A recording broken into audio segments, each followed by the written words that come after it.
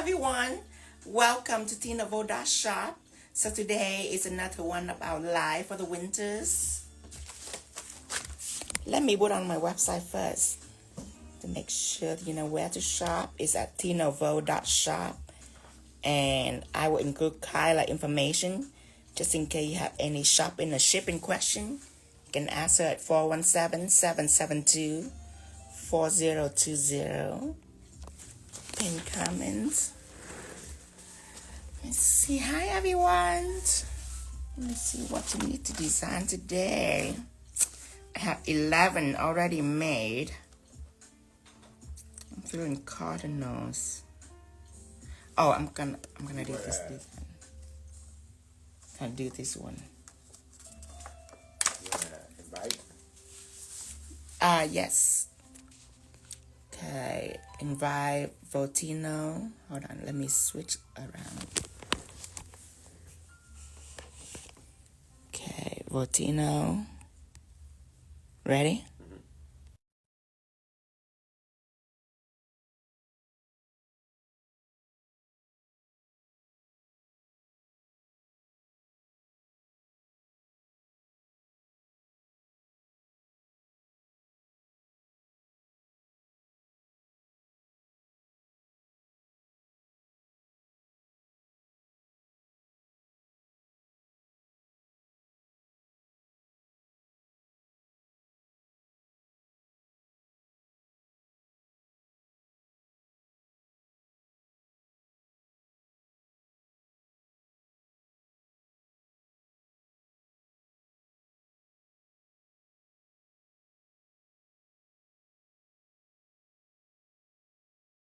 Happy birthday, Lens. Hi, Dominatrix Nails. Hi, Tara. Let me make Tara moderator. Add moderators. Okay, so this week we're gonna do live every single day. Tomorrow, after tomorrow, I have 11 live. 11 design save just for the live alone, not for my other content, just for the live alone. I have 11 already due. Need to make some more tonight. Let's pick this one first. This one look cute. I'm gonna do this one. For this, we need Glamz. So this is Glam Goddess that I'm choosing.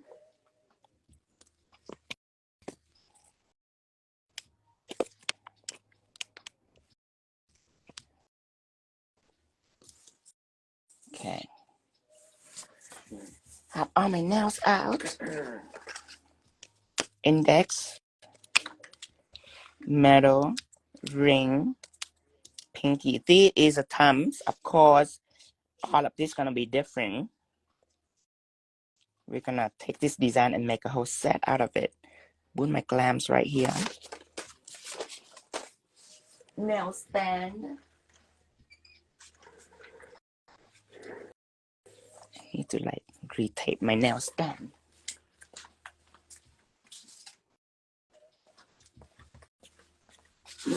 We're just starting off if we put these over here a little bit. No.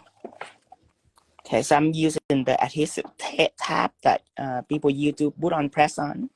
That is what I'm using for my nail stand.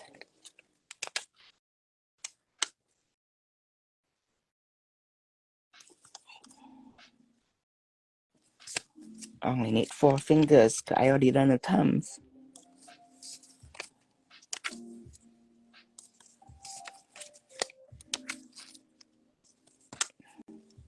Pinch it in.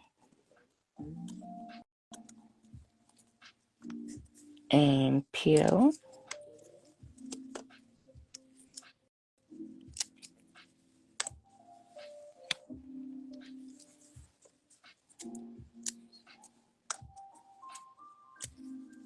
Switch it around. And apply on the nails.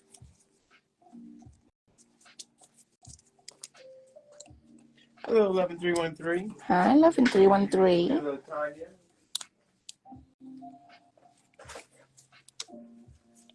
gonna stick this on right here. Okay, first is glam application. So I'm have with me a palette right here. I have my glams out, and for this, I'm just gonna use a top coat called 𝙤𝙬𝙚. When you mix with glitters, most often we will feel like we need to use like a thick gel, like 3D jelly.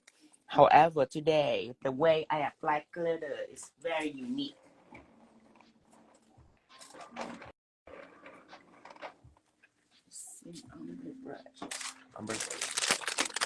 Because I want to apply it to what is flat. I don't want it to be bumpy. Therefore, I can just top coat, file just a little bit, and it'll be done. So this kind of application, I want to mimic the way that people use this for acrylic. I want to make a very glamorous background, but we're gonna use all gel, no acrylic here. So I'm just using a top coat. I need this to be very thin. So that's why I don't use builder gel or anything like that. I just mix this with top coat. And for 4 nails, I need a little more. Apply some top coat out. And this glam called Goddess Glam. We have 12 colors. This is my favorite gold colors. I'm gonna close this. And there is a name, Goddess Glamz. Gonna mix this all up. And I will choose a oval brush to apply it.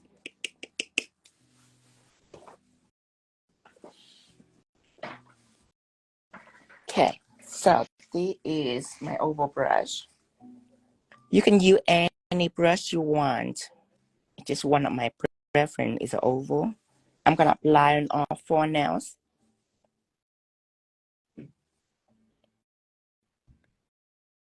You take care of your cuticle first, of course. Then you go all down like this.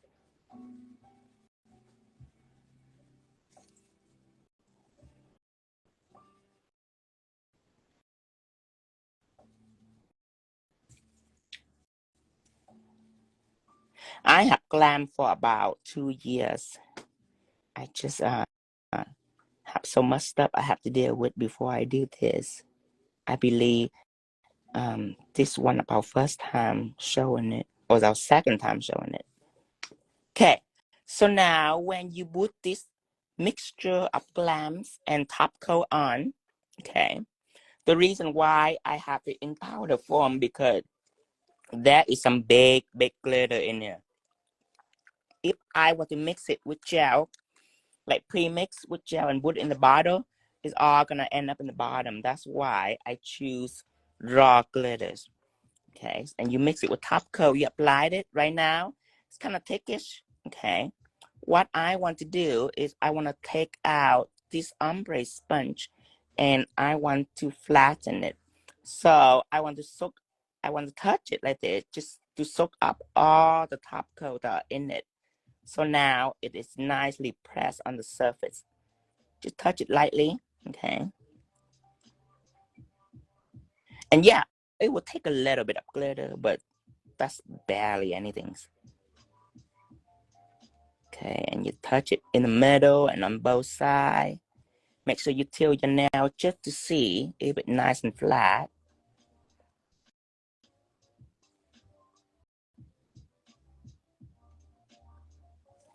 And you can tap on the palette right here, just, or on a paper towel too, just to take some of the top coat on the sponge away so you can continue sponging. And we would do it to our finger. This is our first step, is to make a glam surface. Okay, I'm gonna leave it here, nice and flat. See that? Nice and flat. I can just top coat it when I'm done. Okay.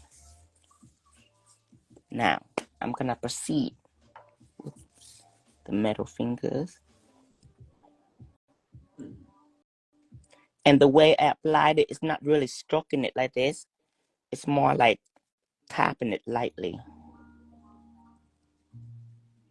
to distribute the glitters. But this is not, see, it's not color gel, this is glitter. So the way you apply is a little bit different than with gels. To touch it lightly, see that on the surface.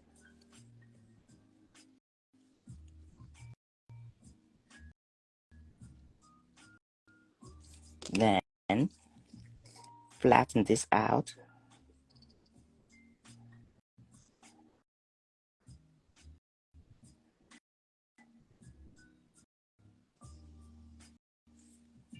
And if you want, you can apply like a spark gels first ahead, just to make the background completely solid before you put Glamz. But I kind of want a little bit of see-through effect, just so it can look icy for me for this design.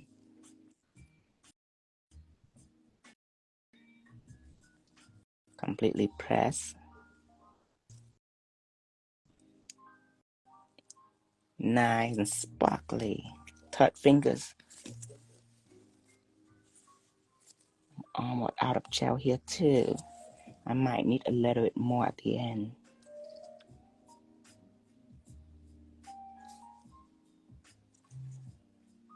Make sure I have enough sparkle.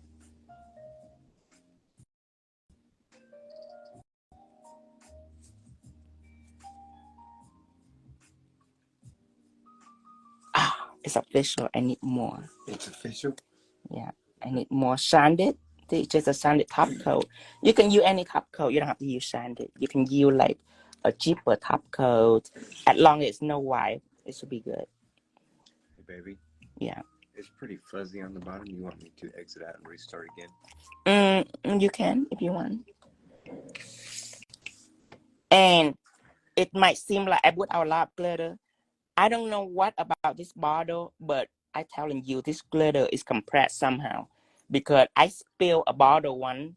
I'm telling you, the amount of it spill out is way more than the amount of it in the bottle.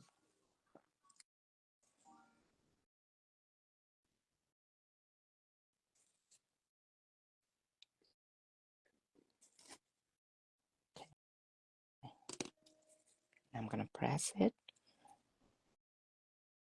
Tell me when you're ready to connect. Make sure I tap it nice and evenly. Requested. Request. Accept.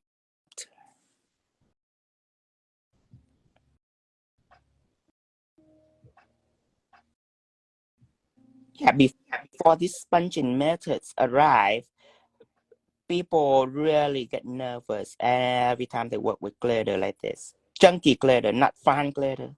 With chunky glitter, it's highly desirable, but it makes people very nervous. But since the day that this sponging technique come about, life is easier with glitter. Now, people get excited with glitters.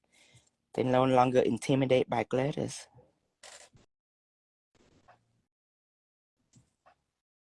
And I bet you, when I first going into the nail industry, glitter is the first thing that I think about.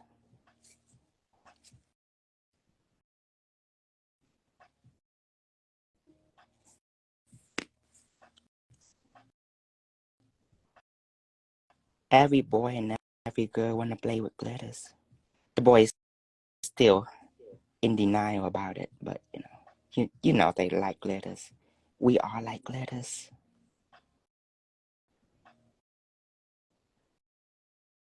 It's like the gateway to a new universe. Glitter is happiness. That's the other word for glitter is happiness.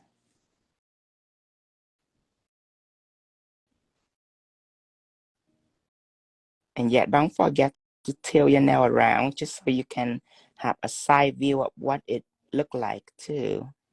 Just so you know where to tap, just in case there is a place that extra bumpy, then you can tap on that place to make it less bumpy.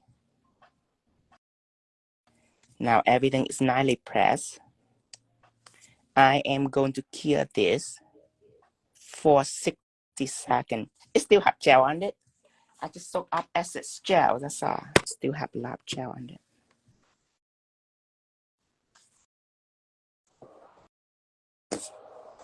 Okay. Cure this.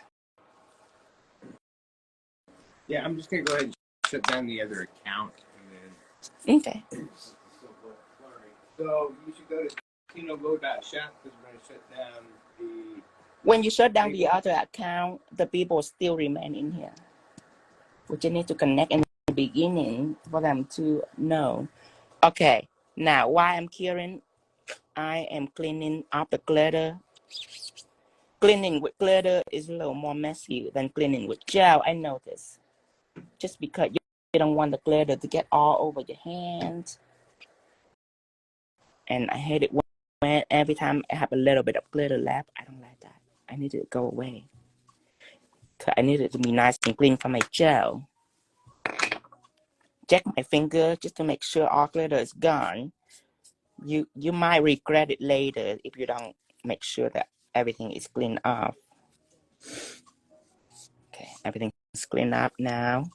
There's some right here. Okay. Throw away the paper towels. Now, if you want, you can use 3D jelly, or you can just use top coat if you want. Either way is fine. Top coat is a little thinner. 3D jelly will make sure that it's all smooth. Let's do one 3D jelly and one with top coat. So shine it. Let's do it to the index finger. One coat of shine it on top. Since we took the gel away, we now return it to it on the surface.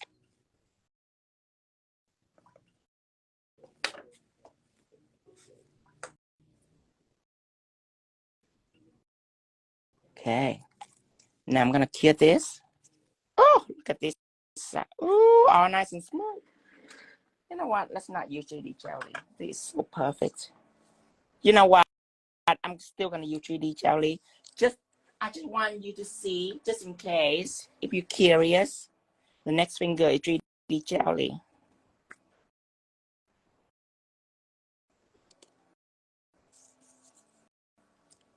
Just in case you're wondering.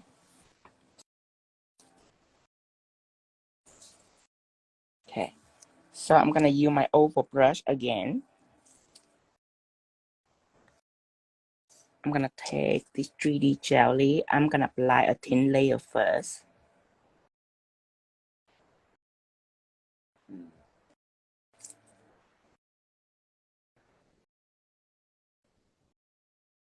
All over the surface, just a thin layers.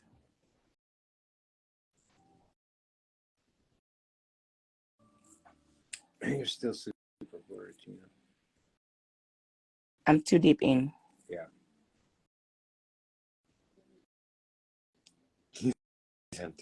Okay.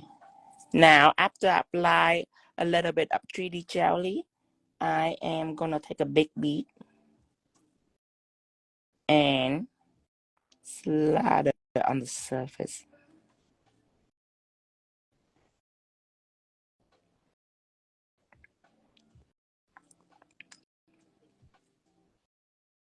Okay, and slowly work it out. So the first layer is called the slip layer. It will help guide this out.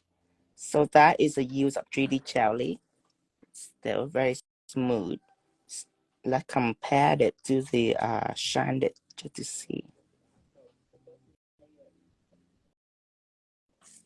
Okay, nice and smooth.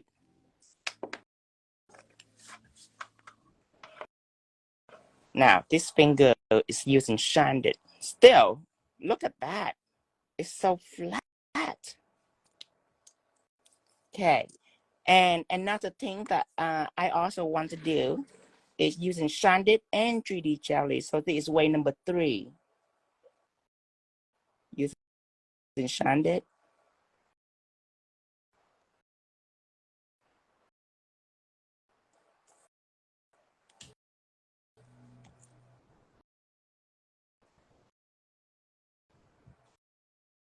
Then after I put a coat of 𝙤𝙬𝙚 on, I take out a little bit of 3D jelly, like a bead of 3D jelly. And so I use 𝙤𝙬𝙚 at my slip layers. You can do that too.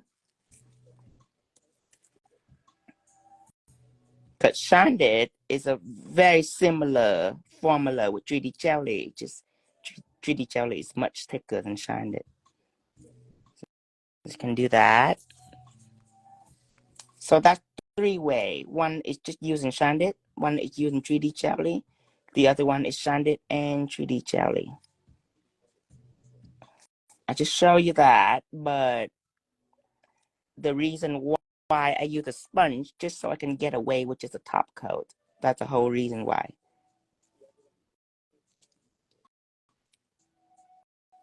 Hear this?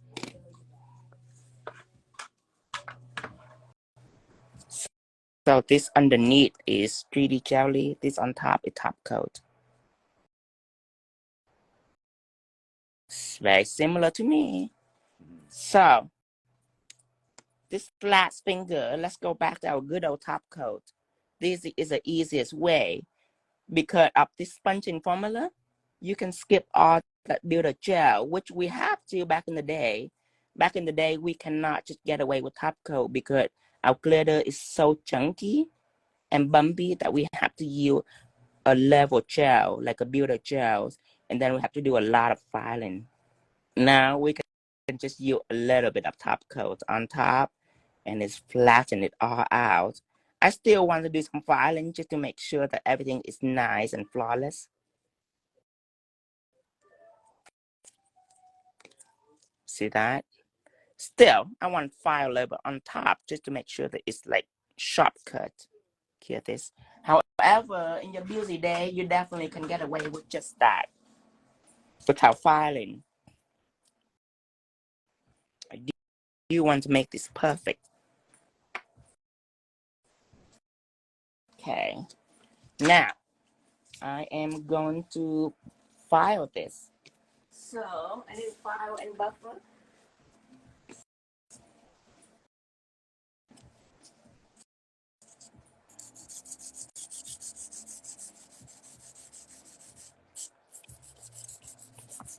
File in the middle. And slowly tilting it to the side as I file it.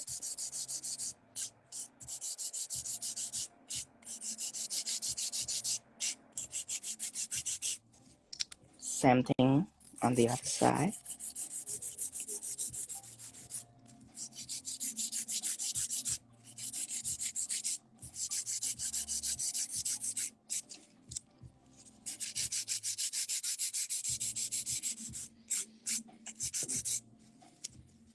Then file the tip.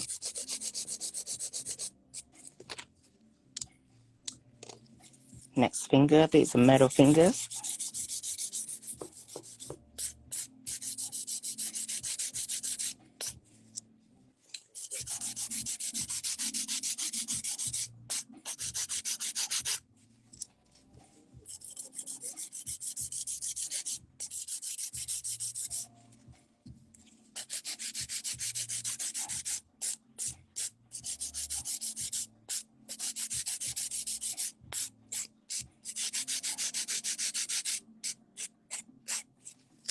Okay, doing the tip.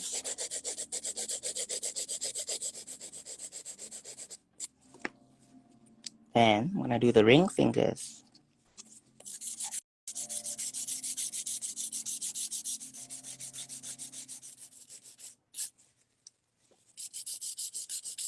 Hi. huh? So this will help them enhance their skills a little bit. Taking away one of their senses if they're relying on the visual. What is a census? You know, seeing it. Oh, yeah. It's a little blurry for some of them. Well, we can take this as an experience next time. Next time, within first, second try, if it doesn't connect, it doesn't connect. Yeah. Like not push it, but I'm too deep in that. There's no way we'll restart this. Okay.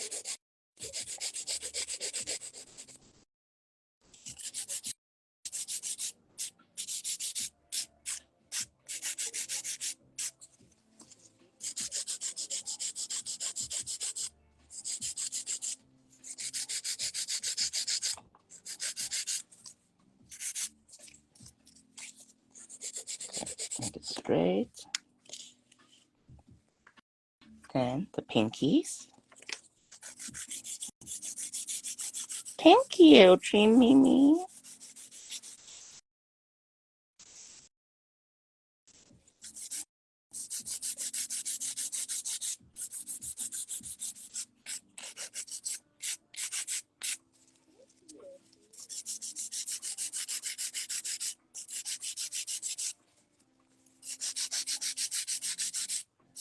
Okay.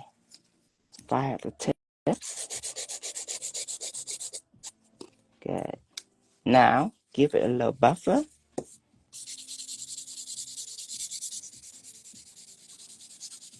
Didn't you wish Linda happy?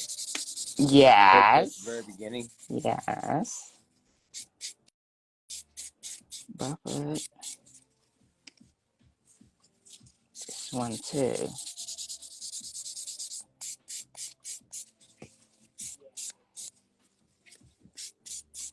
Buffer it.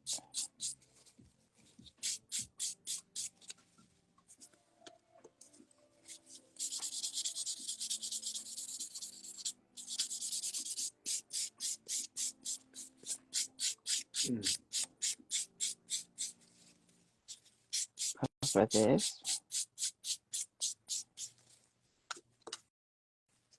Onto this too.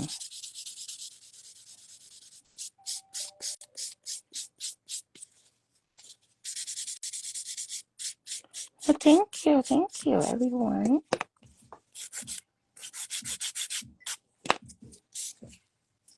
Okay.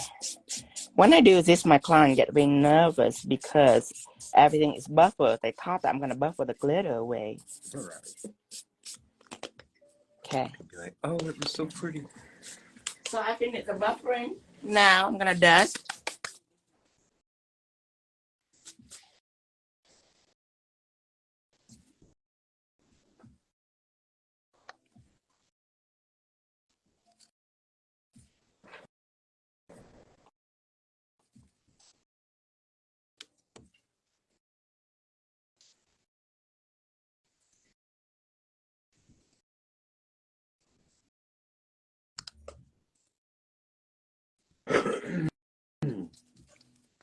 Manicure say for us old school people, what suggestion do you have for us to make it in this time? So the trick here is the glitters. Of course, glitter, you can use any type of junky glitters. You can even use a cheap glitter at Hobby Lobby, but though can cause bleeding sometimes. Just make sure be careful. But the rest shine it, which you can use any top coat. Sponge, that you have to have the sponge that I'm using. And that's pretty much it. File buffer. So you just need the glam glitters. And if you don't have the glam glitter, of course you can use any glitter. Just don't use fine glitters because that would defeat the purpose. You want chunky glitters. Big and small mixed together. I think what she was asking was for people who have been in the industry for a long time, how do they change to adapt to the current status of understanding the material? Yeah.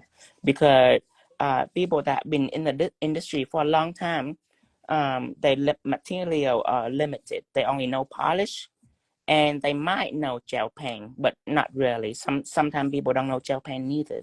But all they know is polish and everything that it takes to do an enhancement, like acrylic or builder gel, hot builder gel, manicure, pedicure, all that is for enhancement. But for art, all they know is polish, gel polish. So it just takes more understanding the material. There's different gel that can make special effect. There's different gel that can adhere foreign material like chrome pigments. Also, use more art brush because again, people with old school knowledge only use a polish brush or a liner brush, like a liner in the bottles. So use more art brush like this to have more precise in detail and in shaping. Have more understanding on shading, like stained glass gels, and have more understanding in different consistency, like what is the difference between gel polish and gel paint? Why is it thicker than the others? When it's thin, what is it best for? when it's thin and cell leveling. When it's not thin or non-cell leveling, what is it best for? So all of that just take a little bit of understanding. Now, what I want to do is I want to take... What was the liquid you're using for you? It's just alcohol, just to make sure that I clean up every excess dust on the surface. There is a little bit of liner right here, so I'm gonna be using that liners. And this type of liner that I use is a stickers. This kind of sticker right here, I call it bendable striper. I'm looking for the gold though. I want to go somewhere.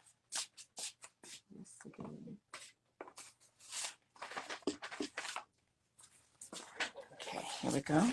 Thank you.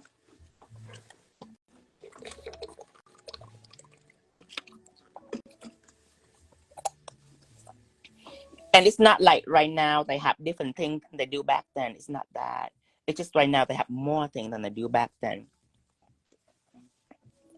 Back then we don't have chrome, we don't have pigment, we don't have anything back then. Now we have a lot. Okay, I need a tweezers. I'm gonna get our tweezers.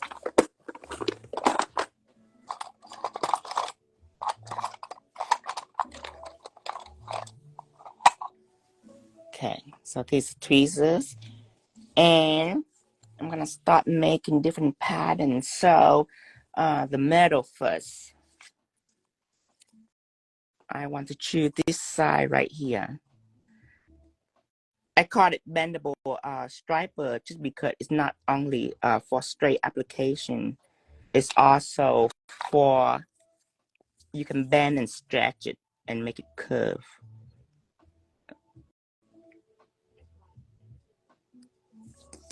So a tweezer and a cuticle nipper is what you need.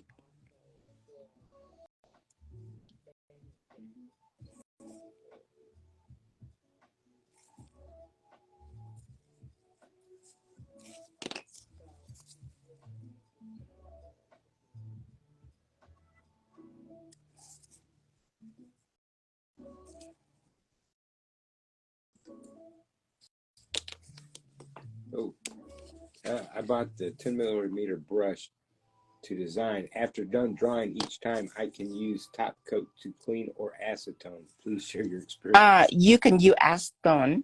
It's acetone resistant. Top coat, you can use it too. It's a safe practice for brush using top coat, but it is very slow. I gotta warn you. Using top coat to clean your brush is very slow. I only use top coat to clean my brush whenever I deal with small amount of gel. Like when I do like an ombre or something like that, and there's a little gel stuck like in the tip of my brush, I use top coat just because it's so little. But other than that, I use alcohol or acetone. Now, if you have problem with sticker coming up, not likely with these sticker because these sticker are very high quality. Now, if you have sticker that have coming up problem, I just want you to know that with sanded or any no wipe top coat on the surface, sticker will stick on it very, very well. So if your sticker like to pop up like at the edge, remember to use some no wipe top coat first to make the surface slick. The sticker will adhere to it very well.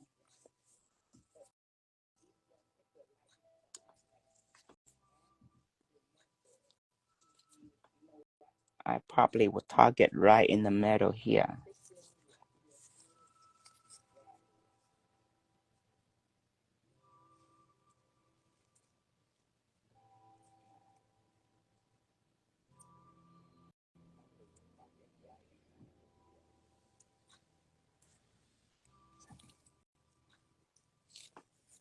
Let's see. Okay, good.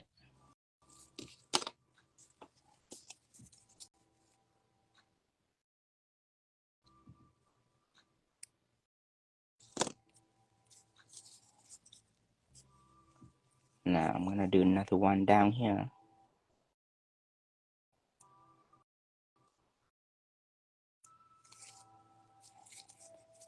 pinch right here just for it to stick on right at the beginning. So now you can stretch it out. Pull it and stretch it out.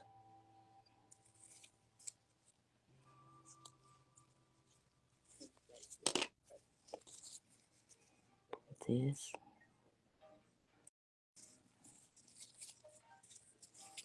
Make sure that I want it to look straight. The nail is curved, so it does require extra attention just to make it look straight. Okay, good.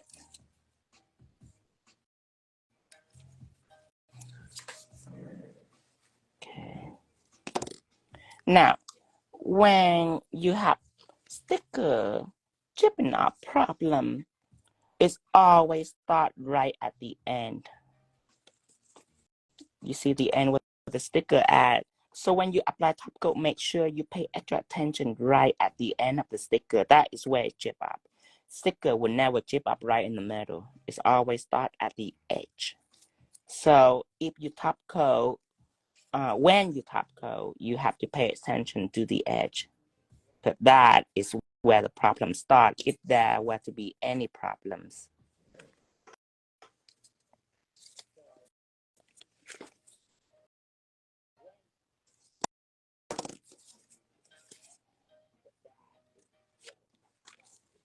Okay, this one, start right in the middle.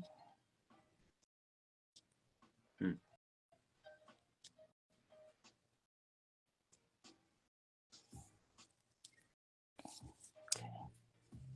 See here. A little bit lower.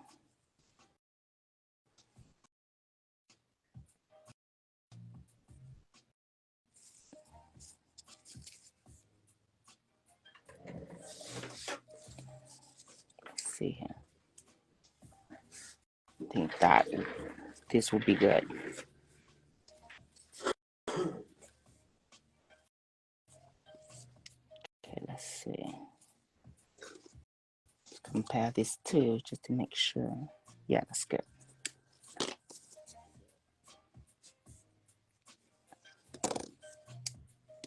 Okay. Now, this one.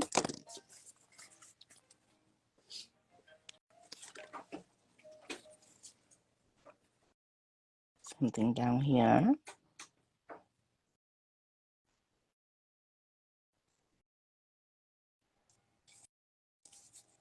Sure, I stretch it out.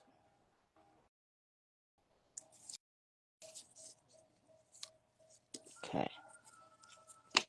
I'll give this a cut.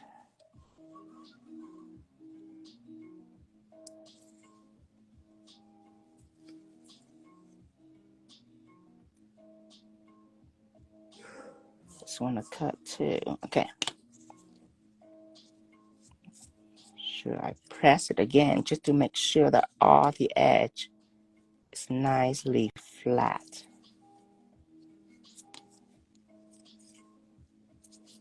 Okay. Last one right here.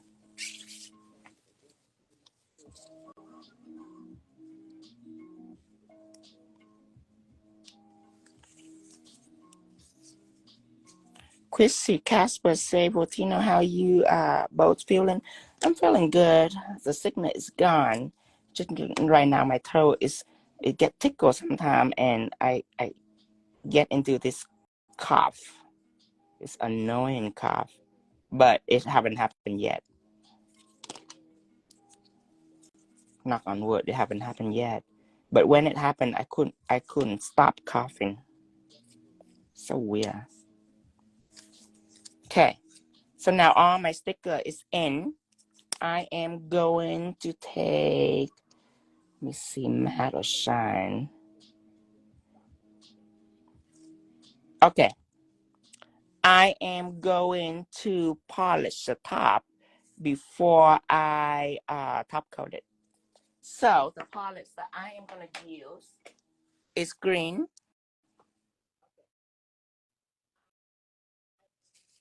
And Ultramarine. I'm gonna mix these two together.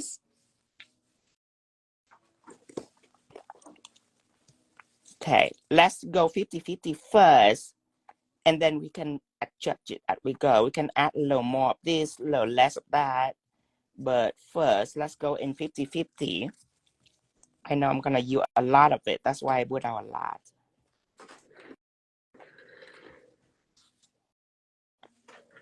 I will have to put down more because I'm have to paint 4-finger and using the same gel to do emboss with sweater pattern. So it's gonna be a lot of gels.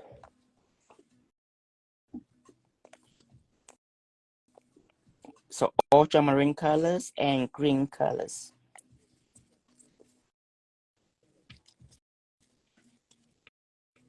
Okay, both of this. Now mix together.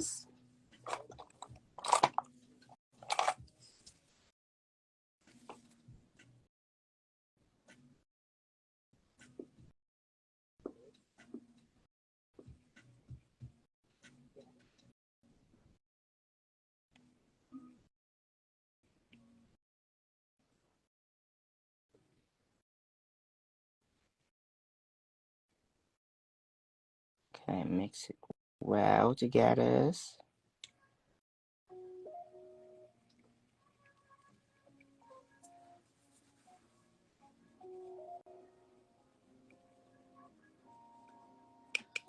Okay, so now I already have this. This to me is beautiful. So I doesn't need to add any more blue, any more green. You want to make sure that it's piney. It's very piney. Make sure you have enough ultramarine in there that is enough very nice and deep. That's what you want. Now you need a 7mm. I'm going to use for filling.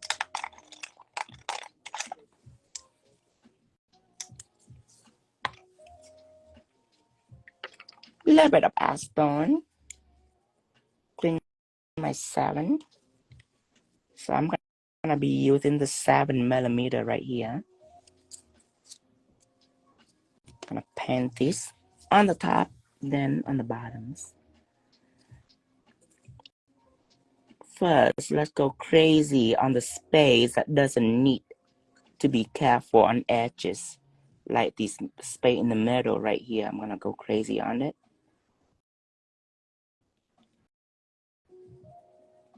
There.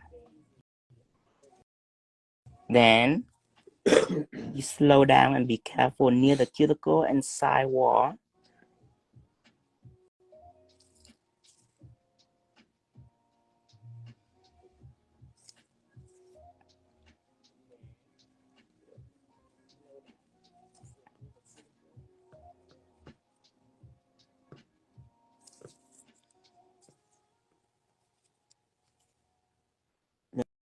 Then you slow down right at the edge right here.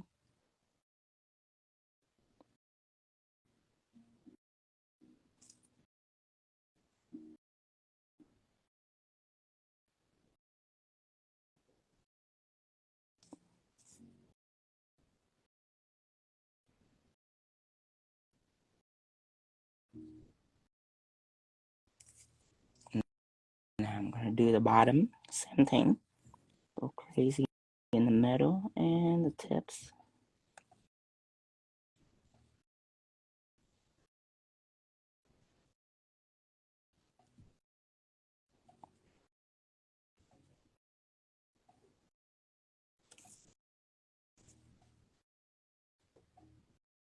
Then be very careful near the line.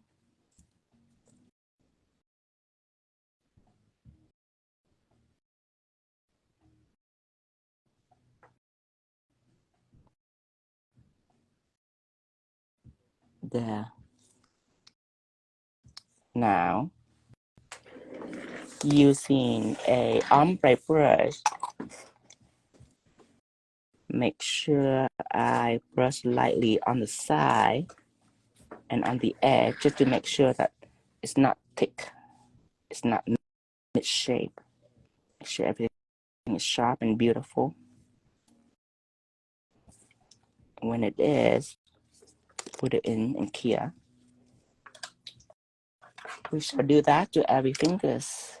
Thank you.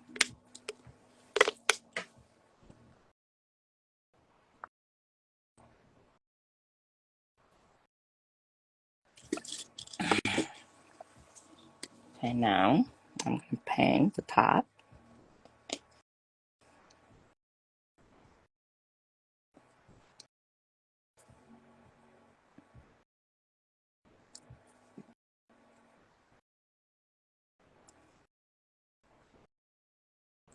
Then work on the cuticle and run down sidewall.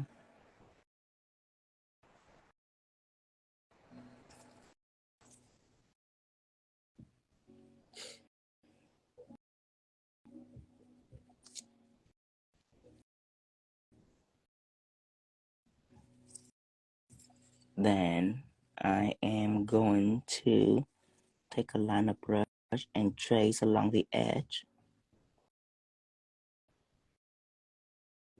Like this.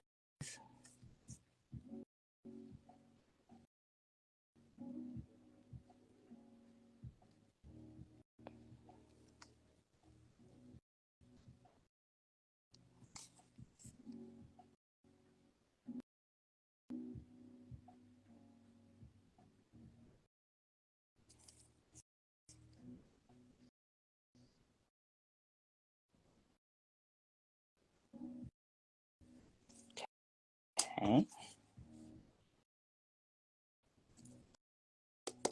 Cure this.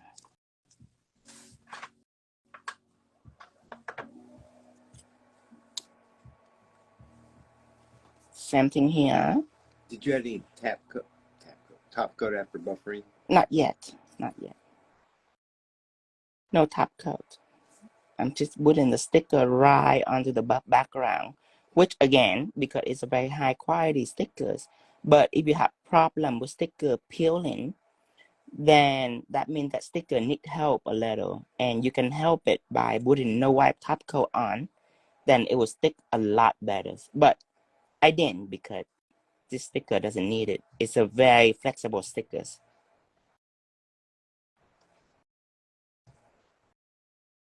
But like if you have one of those metallic tape, you remember like in the roll, yeah, those needs help. Those need a little bit of no wipe top coat. I used to work with those. Oh, it's horrendous. You can pay like 50 cents for like a truckload. A truckload. Yeah, you can pay 50 cents and it will send a truckload of those metallic tape to you by the boatload. And then you'll become a very good artist. In every color, in every size, shape. And when you put it on without any no wipe top coat, you will be sitting there for 5 hours.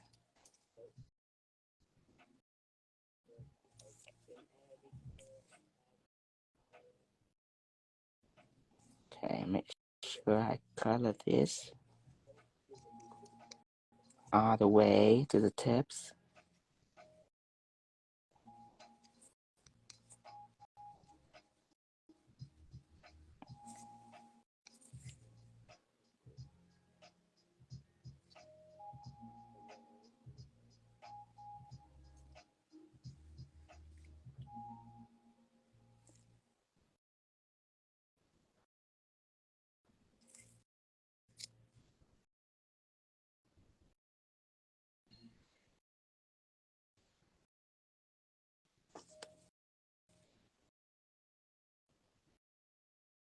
Okay. Make sure I take my ombre brush, run on the side and on the edge to make sure everything is nicely shaped. Here.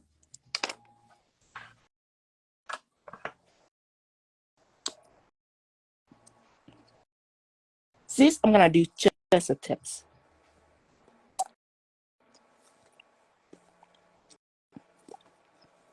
Go crazy on the tip. Anyway, that you don't have to be careful. I'm targeting that first.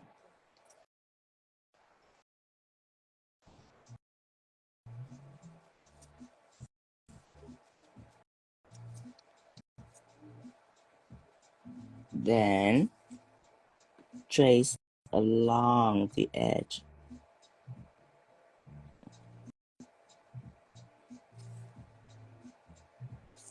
Same thing here, trace along the edge.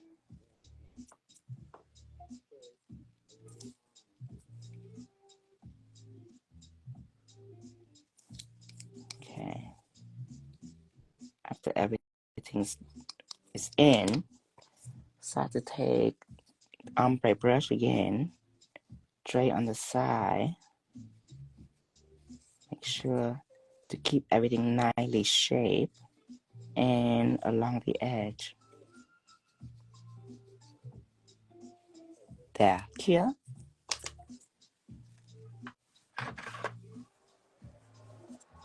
Okay, now you're ready for some matte top coat. Choosing matte.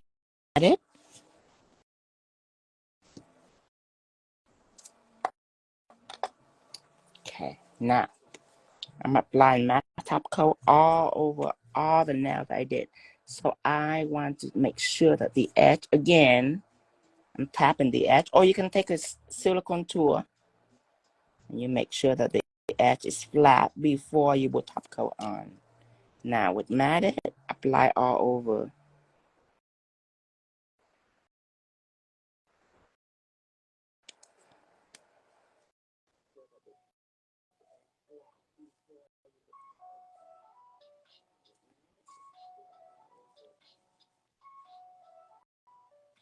Here.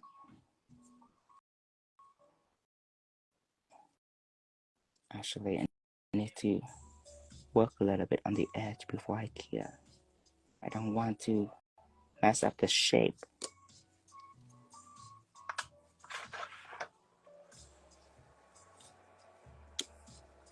This one too.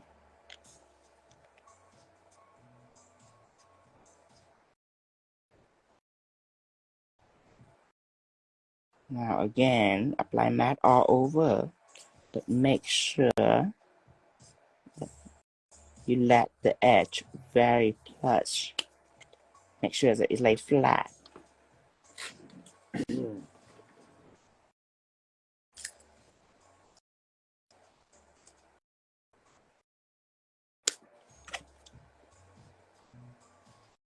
Here. This one too, make sure that everything is flat.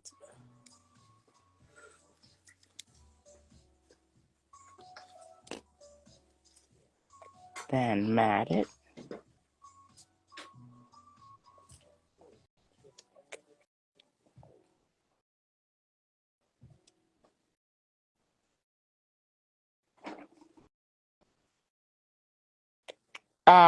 Is the video clear yet? No. Okay, after I finish the background, I can restart, but the very last time that I restart, and I would do swirl and emboss. So I separate this line into two. First is establish the background, and then we do emboss. So when it's time to do emboss, I can X out and go back in, and I will save that at two different lives. Mat this. Make sure that the edge is nice and flush.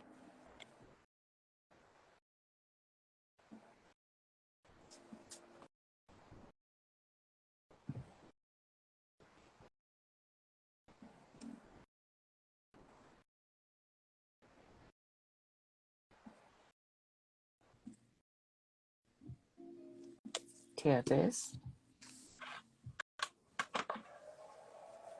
All right, this is part one. So I'm gonna get out and I'm gonna go back in.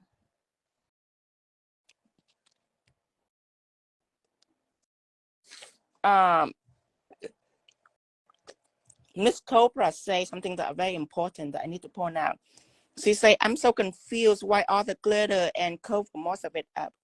So when it comes to this point, this band, this tip, this band, if you don't do all your nail with glitters, if you choose to just put on a band of glitter here, a tip here and tip here, you will end up with the most horrifying nail you ever seen in your life, because now it's not a level. Does that make sense? Right here, when I do glitter on the entire nail, everything is nice and level. Then I just paint on top. Now, if you just do a band like this, and remember that this is not gel, it's glitters, even though it's flat, it's still encapsulation to a point. And if you only do a band, you will end up with this thick, ridiculous looking band. Say goodbye to the taping, because there'll be no taping there. I can only tape there if the whole thing is nice and even. But if you have a thick band of glitter right there, it'll be impossible for you to tape right at the edge. It will look so wonky. And then when you put gel on here, it'll be two separate pieces. It'll be a green here, a thick gold here, and then a green here. Everything will be the most horrifying. It'll be the most horrifying experience you never, ever experience. I done that once before, and that enough for me to know the difference. So when it's time to glitter, and I'm not talking about a fine glitters, because if you want to use like something like this, like really fine, dusty, at that point you can draw, because it's still considered a gel. Even though if it glitter, if it's fine, it's still a gel. But if it's chunky, meaning a big piece, a small piece, just all conglomeration of glitter, it's still encapsulation to a point, even though you only use top coat. So when you apply glitter, it's best to establish the whole nail glitters. Same principle apply to acrylic. In acrylic, it will take more time for you to do a green piece, cut it out, do a gold piece, cut it out, and do a green piece like this with color acrylic. It will waste more time than you just use gold acrylic and you apply on all the nails. Every nail is gold acrylic. And then when you're done file buffer, you can just draw whatever it is on top. So everything will be nice and flat like this. Save you time and look beautiful. Now, I'm going to get off here, and I will come back on for the second part, which is the embossed sweater. So I'll get up, and within like 5 seconds, we get back on. So when I get up, you probably will need to get up with me. So, and then you will go back into the live. So it'll be better than to stay in the live, because the live's probably still going to be there. But when I get off, if you stay, it will be complicated. So I'm get up now. So you get up with me, and then you go back into the live. So this is the end of part 1, and we will continue part 2 in just a second. Bye-bye, everyone. I'm going to get back in now. Hi, everyone. So this is part 2 of this live for the pants sweater pattern and the encapsulation. So I will recap what we have done. So first, we use it Glam Goddess right here, and we mix it with 𝙤𝙬𝙚 right here to make a mixture of Goddess Glam and 𝙤𝙬𝙚. Then the next step is we apply all over the nail, and we use this sponge. And with this sponge, I sponge along the glitter to make everything nice and flat. Then I cure. Then my next step to it is I apply 1 coat of 𝙤𝙬𝙚 all over the nail. So now the nail is nice and smooth. Then I file and buffer it a little bit. And then I clean it with alcohol. So right now I end up with a nice buff glitter background, nice and clean. Then I take out a gold striper sticker right here. You see, it's a bendable gold striper. And with a tweezer and a nippers, I go ahead and establish this line right here. This is a slanted line. This is a V line and not a slanted line right here. And after I apply those stickers on, then I take out my gel colors, green and ultramarine. I mix them 50-50 even. Then I end up with this beautiful pine color right here. And I use a 7mm brush to apply on top, on bottom, right here, After I apply all color, then I clear and then I put on matte. So I put on matte on everything. So right now it is completely matte. So this is where we at. Now we will continue to shine up the glitter part. Now I'm gonna use Sanded, and with Sanded I am going to shine just the glitters and just the stripers. This part is the most rewarding part because now your client can relax because she had been nervous the entire time. She didn't want to say anything, but she probably want to question, oh, why this glitter? Why did you buff away this glitter and now is this all blurry? She probably had that question in her head the entire time, but she don't not dare to ask because she know that's probably a reason why I do it. And now, when she saw the shiny glitter again, she can now relax. Can you mod? Yes. Okay, let me make Tara moderators.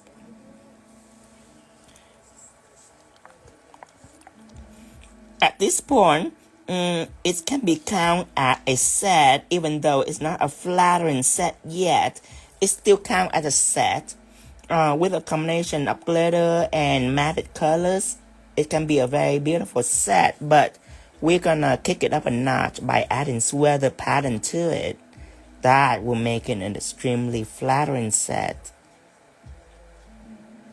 But with this glitter alone, just shine it up, it's already instant gratification. Satisfying for your client to watch.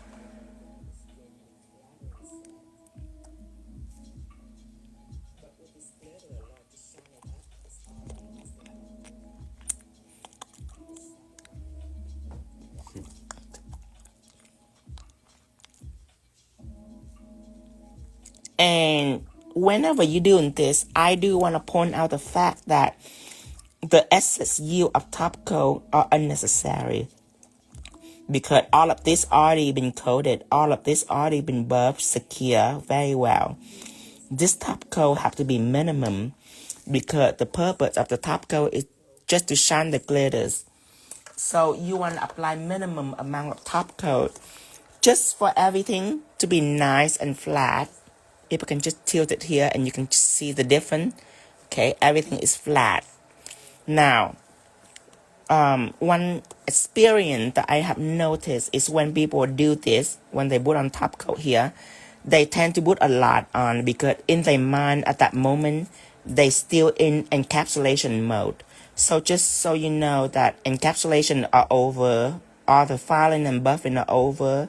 Now you just put shine on it, so there's no reason for you to put a lot of shine. You just need minimum amount of shine and just touch the matte glitter and it becomes shiny for you. Here it is.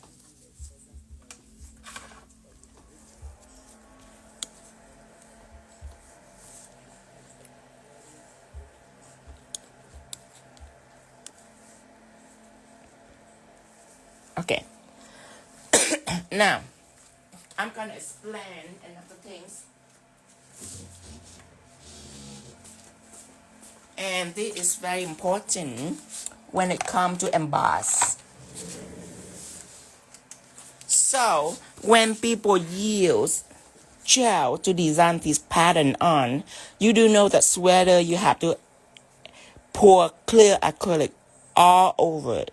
However, there is two huge difference between using gel paint and using gel polish. Okay, so when you use gel to let's say paint like a line on, okay, on the surface. So this is a line of gels, and then you go ahead and pour acrylic over it. Okay, so a line right here, if you were to tilt it right here, what you will see is two types. One is a dome pattern. Okay, let's say this is a line of gel. you will see a dome pattern, okay? The other, you will see a box pattern.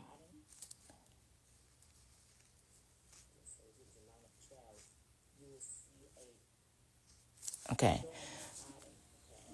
Now, when you use gel paint, and gel paint meaning a thicker gel, okay? What happened is you will end up with a dome pattern, meaning a line that you paint on, it will remain the same, and then you put acrylic on, it just getting thicker and thicker, but the shape is still remain the same, and this is a natural shape of a gel line, okay? Let me take out a palette and put on a line of gel so you can see. Okay, so this is a natural shape of a gel line, which is round, okay? It's embossed, it's like a dome, okay? So this is it, like a dome. And then when you pour acrylic on, everything still remains the same. Now, with gel polish, okay, like this, a thinner gel, it will react differently when you pour acrylic on. So when you first put on a line of gel polish, it will still look like this. It's a dome because this is a natural pattern. However, when you pour acrylic on, what happened is the acrylic will be very heavy and the gel will be very thin. So it will start collapsing on both sides, and the top will be flat and both sides will have a wall right here. So this is a two type of reaction due to what type of gel do you use. Gel pen, or with my gel, it's art gel. You will get an embossed noodle-like pattern versus this one is gel polish. Gel polish, okay. You will get a collapsed box pattern. So now I will demonstrate on both now so you can see. So I will get out some nail tips. Okay.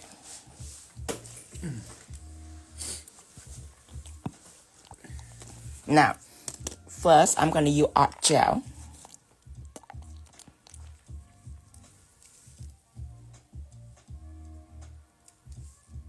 I'm going to paint a pattern with using art gel.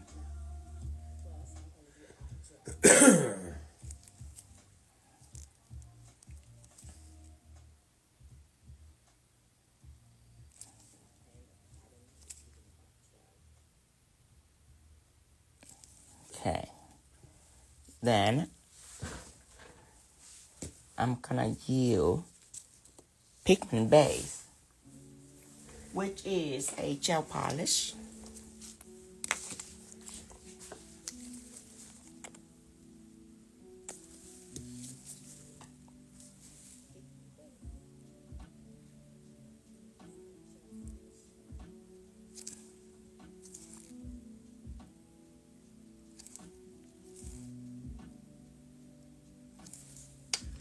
Then I'm gonna start pouring acrylic on. Now, one thing that I want to point out is before you pour acrylic on, it can stay in shape for a while. But the moment you pour acrylic on, you have to keep pouring, because the moment you pour acrylic on, it now will fill with something in the middle of it. So now if you wait a little bit like this and it's getting wet, it's gonna get very messy for you. It will start moving in a weird pattern that you don't want. So the moment that you start to pour, you have to keep on pouring. You cannot allow for it to get wet for too long, okay? So when I'm pouring, I'm keep pouring, because if you pour and then you stop and then you allow it to be really, really wet, it's just going to start moving at a weird pace, and it probably will start collapsing altogether, okay? So when you pour, you have to keep on pouring. You can see that this gel, this art gel right here that I'm using, as you can see, it still remains an embossed pattern. You see how embossed it is. It still remains a dome-like pattern where this gel is start to collapsing on the top. So on the top, it get flattened out. And then on the side, you can see that it start to expand on two sides. It start to collapsing out. That give you a nice wall. When I doing a design like this, people think that I draw very close together, but I don't. My trick for this design is gel polish because it will start to collapsing and expanding to what is very, very close together. Now, if you have wet gel like this with acrylic, know that when it touch each other, it will blend into each other. Doesn't matter if you have acrylic or not. If it look wet, it will start blending into each other. But as long as you keep pouring it and you keep it dry, doesn't matter how close this is. It can be really, really close and it can be touching each other, but it will not blend as long as it's dry. That's why keep pouring on acrylic is extremely important. You don't let it go for too long. You keep on pouring it, and as long as you keep pouring it, doesn't matter how close the detail are. Like this one, you can see it's very, very close together. Doesn't matter how close it is, it's not going to blend as long as you keep it filled with acrylic and keep it dry. So now you can see the difference here. This one stay in shape, which is like a noodle-like pattern. If you want it thicker, then you can mix it with like a clear element, but not with top coat. Because if you mix it with top coat, it will become this. It will be collapsible. Which you still want to know about the collapsible part because it can be very pretty in certain occasions, like the sweater now. The sweater now are very pretty with acrylic using that method. So, what was I saying? So as you can see here, the art gel are nicely in shape where the parts are collapsing. Now, if you want this to be bigger, what you mix it with is with 3D jelly or clear texture gel, then it can be even more embossed than it is. But for embossed design, if you want it to be thicker than this, then at that point it's no longer embossed. It now becomes 3D. That is when I use different elements. But for embossed, this is as high as I want to go. I don't want it to become ridiculously high. There is certain occasion that I do that, which called double layers. Double layer is when I do this, I put acrylic on it, and then I would take art gel mixed with acrylic, and I would double layer it. That is a method I use with a 3D black rose that I have did a long time ago. But for now, we just learn single emboss. Let me see if I can find that black rose. I think it's here somewhere. Rose?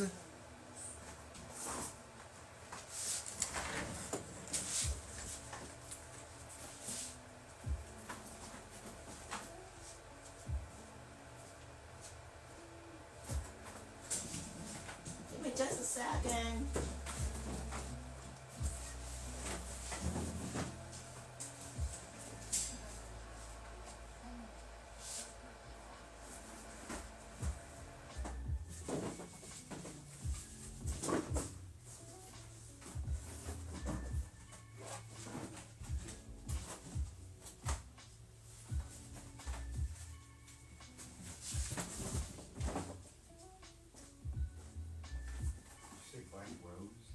Yeah, it's a black embossed rose.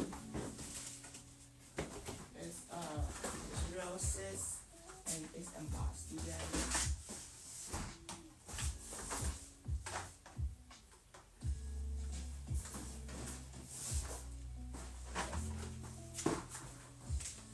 Alright, I couldn't find it. I have way too many designs.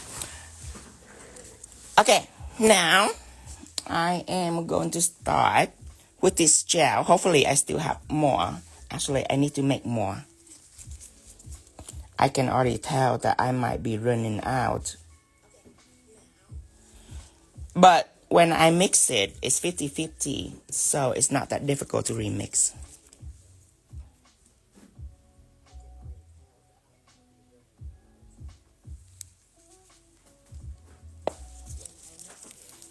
This already done curing.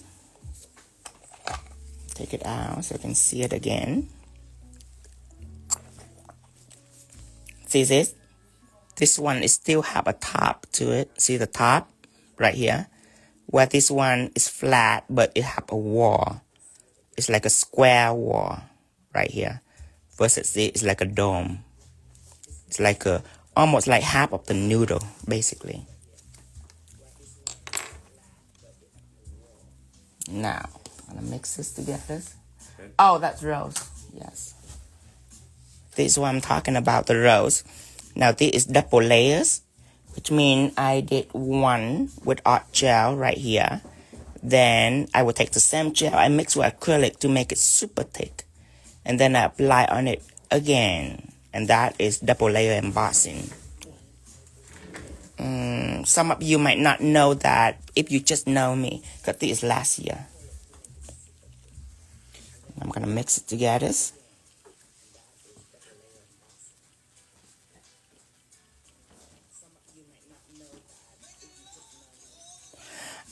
Tanya say Tino using black instead of pine green. Should I lighten the black with a sweater pattern? You can lighten it a little bit. It wouldn't look attractive. With black is a little bit tricky colors, because when you work with emboss like this, what you rely on is you rely on the shadows. The shadow are on the side of the design. You see the shadow cascade? So what you rely on is shadow, and when you use black, there's no shadow because everything is very deep. So in my opinion, because if you lighten up the black, it'll be gray. It'll be gray, which is probably still doable, but it's not gonna be black. To me, I would suggest do one with a lighter black just to see if you like it, and then do one with just the black background, matte it, and then black design, but mix black with something like 3D jelly to make it really thick, so it can stand out. It can be really stand out, and then you compare the two to see which one you like. Because the lighten up the black, that's work well. It's just that it's not gonna be black, it's gonna be gray, which is work with every other colors. Like green, I can lighten up the green a little bit, it's still gonna be green. Yellow, I lighten up a little bit, it's still gonna be yellow. It's just black, when you lighten up, it's not gonna be black, it's gonna be gray. So when it comes to black, it's a little tricky right there. Okay, now let's look for the 5mm.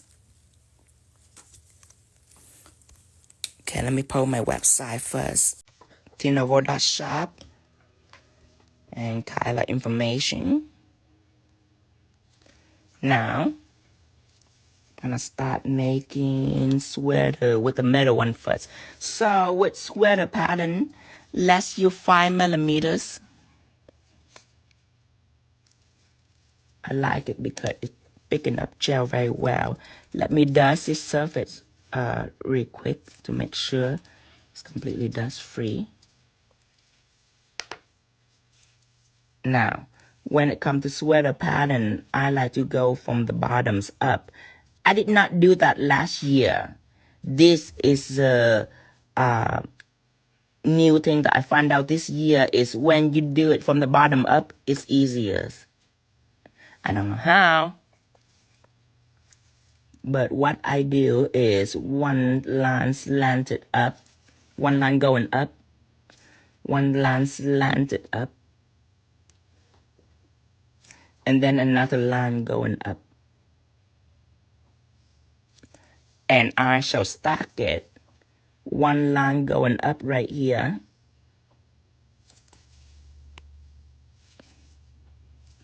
Then one line slanted up. See how I stack it? So it's right on top of this previous line. I find that working from the bottom up is easier. For me, anyway.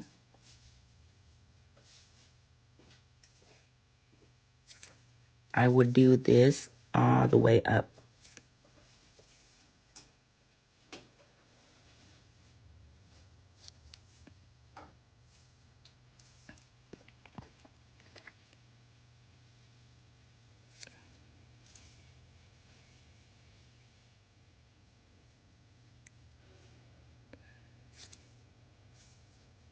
Last year's sweater is not as fun as this year. This year I found out a few tricks on it.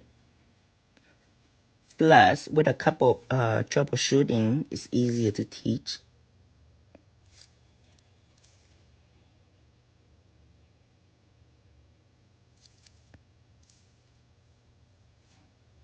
Okay, and remember right now it's dome shape, but just so you know about one thing about sweaters, one thing about pouring acrylic is it's going to spread out.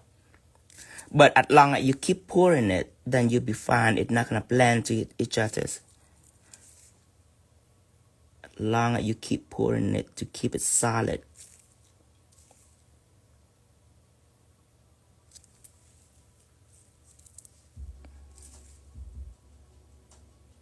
Knit it all the way onto the top, all the way to the top.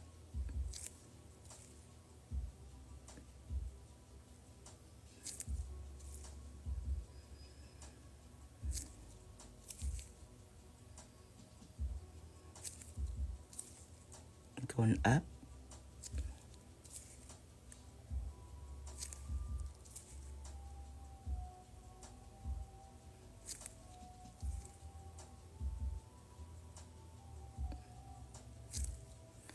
And I never do a black sweater before too.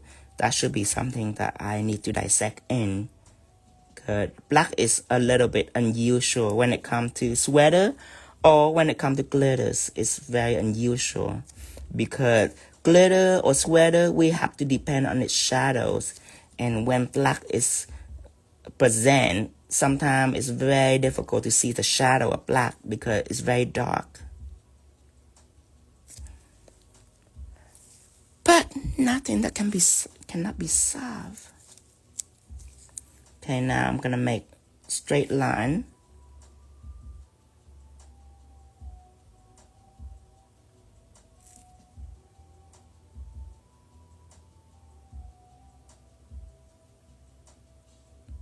The reason why I'm making a thin line first is I just want to make sure that it's straight first before I go take on it. I don't want to focus on the volume, and by the end it's gonna be crooked.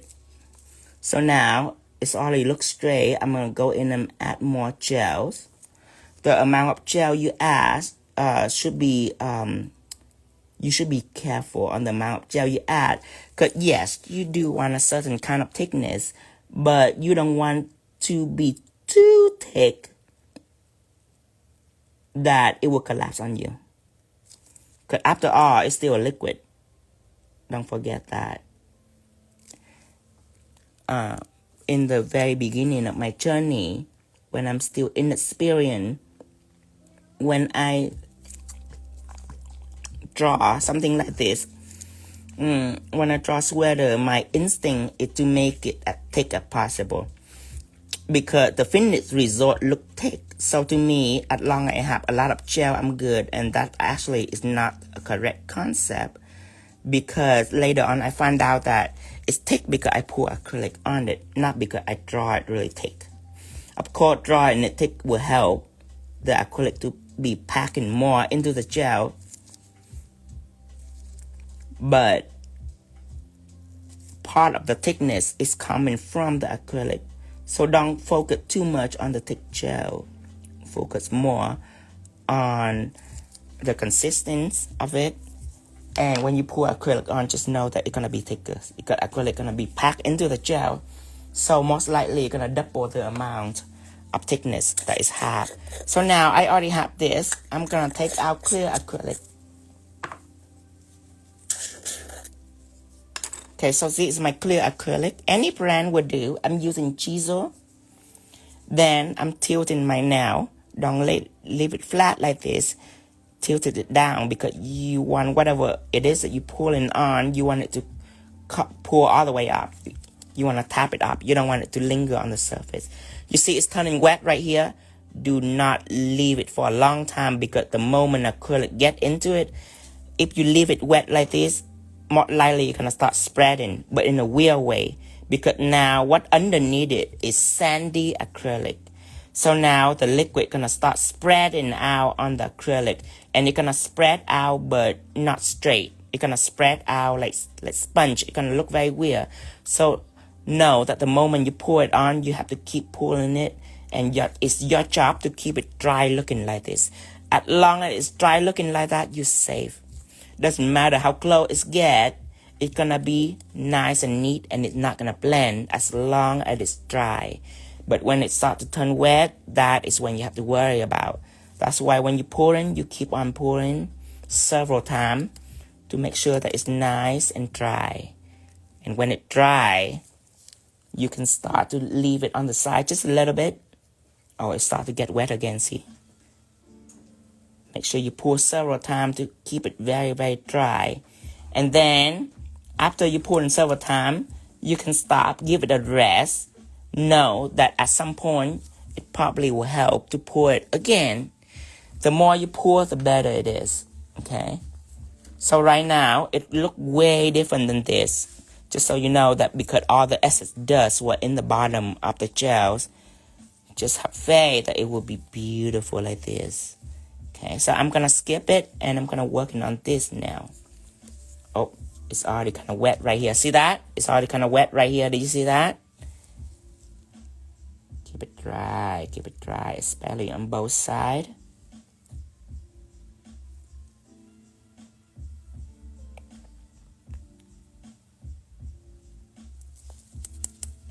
Let me dust it up a little bit just to see. Ooh, beautiful.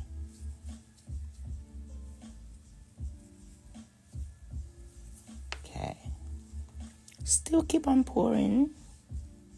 You want it to be solid, packed with acrylic. Okay.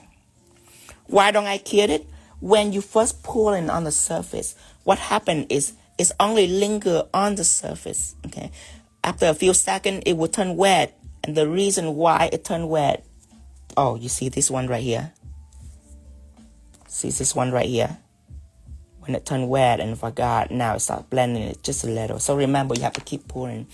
Why don't you kill it immediately? So when you first pour acrylic on, it just lingers on the gel surface.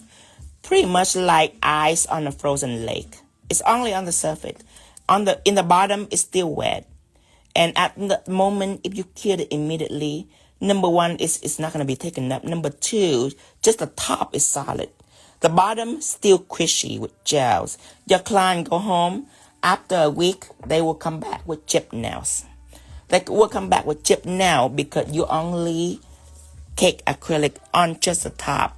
So you keep pouring it because you want acrylic to sink down all the way to the bottom. And then you pour it again and it comes from the top and it just keeps sinking down the bottom until the whole thing is entirely solid. And when the whole thing is entirely solid, at that point, not only is super thick, it's attractive, and it will not chip.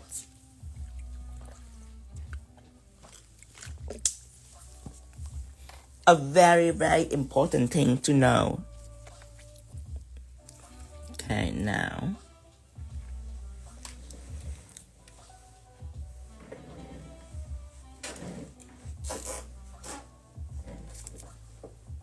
Very important. As I say, sweaters, every year there's always something new to learn about sweaters.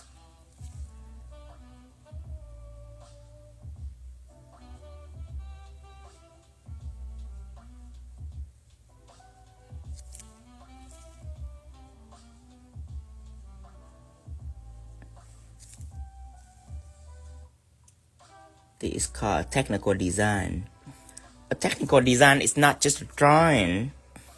Sometimes it be nice if all we can do is just draw. Because if we can just draw, then there'll be no troubleshooting at all. But now today, people are not just happy with just drawing. They also want some emboss, something cool, some unique special effect like this. And it comes with troubleshooting. And you have to understand it fully to get rid of any troubleshooting that you might have with your product. So it can look cool and be functional at the same time.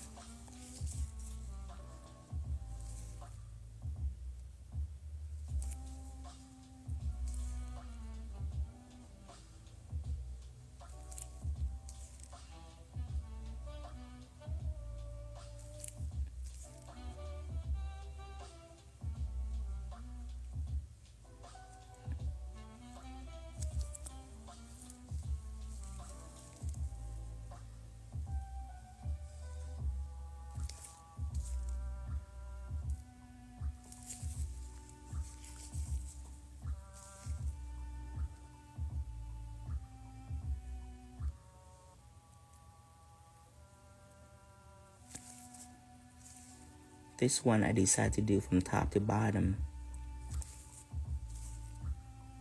This is how I always do it back then, is from top to bottom. But this year I found out it's easier from the bottom to the top. And how much do you think you'd charge at a salon? At the salon, glitter encapsulation should be $100 a set. Then you put on some lining. That's cheap. That's like about $30 for entire set with all lining. Color block, that should make it into about $230, I would say. Be another $80 to $100 for color block. And textures, I would say that a set would be $350 with or without crystal, to depend on you. You can charge more for crystal, or you can include crystal in the set, because this set it doesn't really have much room for crystal. So if you put crystal on it properly, just be like a few crystal. You can just give it that to them. So about $350 a set.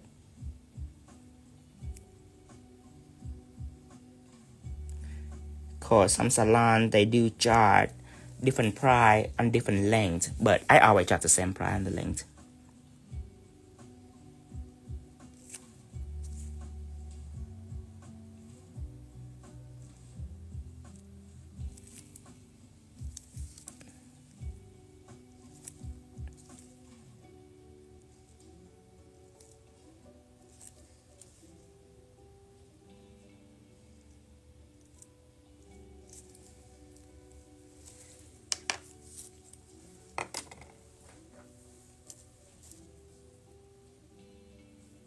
Start pouring.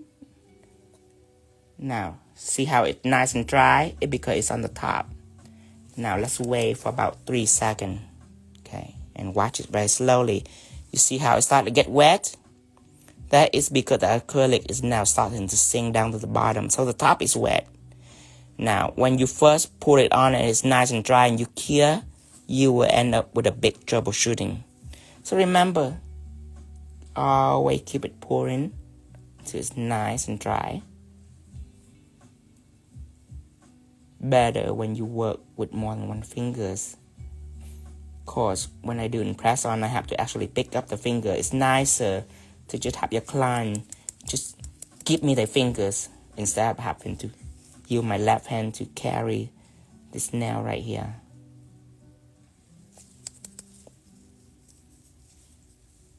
A little bit on the side.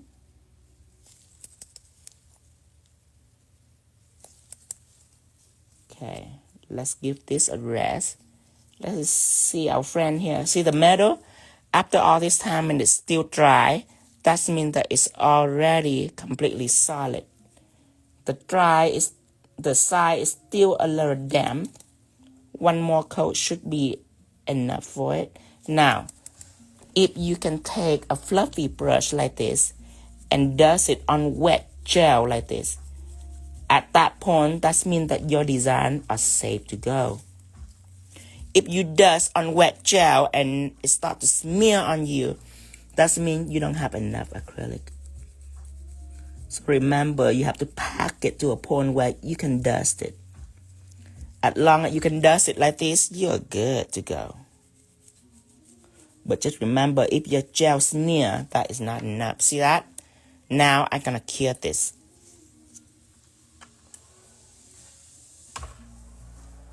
And let's see our friend here. Everything seems nice and dry. Very good. Very fast. Maybe it does take a long time for it to soak in. Let's give it one more pour and then let it rest over here while we're working on another one.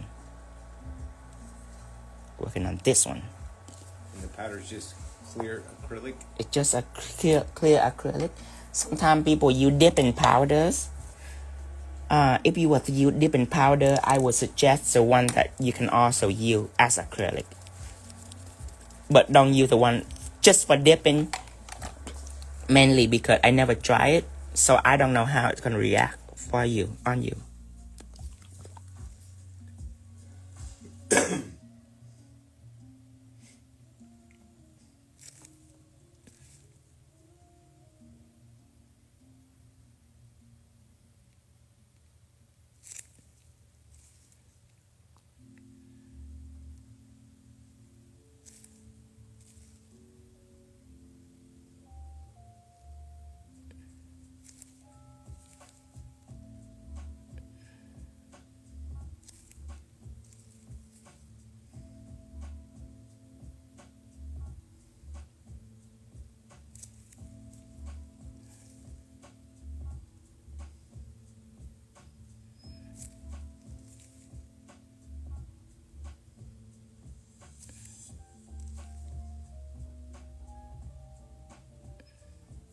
I'm having my eye on this one. This is a little close.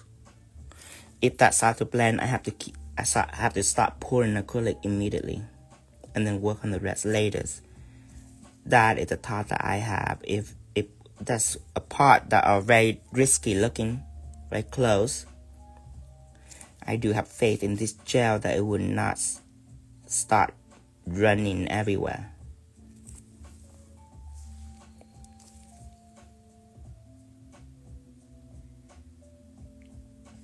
Well, now you got us all nervous.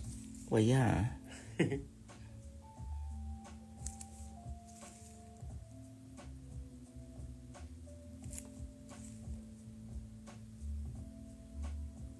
This color right here, I'm absolutely in love. This piney colors.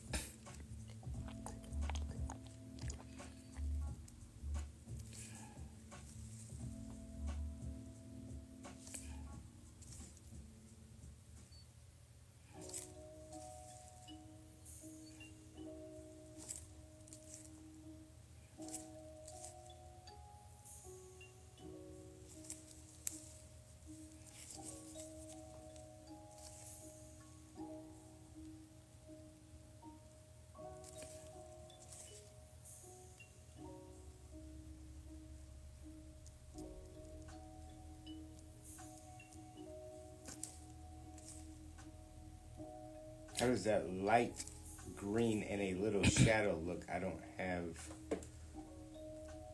the blue yet. Oh, you don't have to blue that. Yes, put on green and a little bit of shadow. It will deliver a similar color tone, but not as rich, because shadow is a black. So green and black, it will take away a little bit. It's still gonna be like a deep green for you. The reason why I don't use black, because I don't want to take away all the richness. I want it to be deep, but I still want it to be rich. But shadow and green will definitely get you by until you have the ultramarine.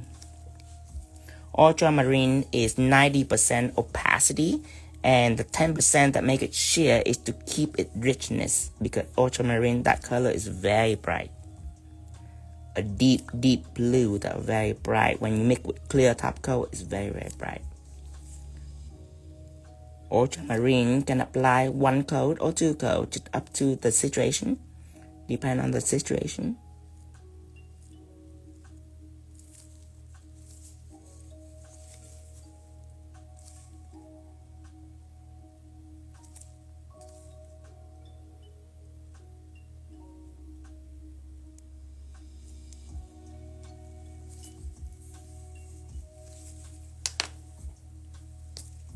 Okay.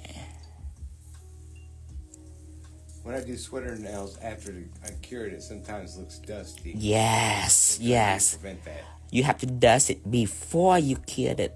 That's why when I say if you can take a fluffy brush and dust upon wet gels and everything seem to be fine, that means that at that point you have packed it with enough acrylic that it's now solid.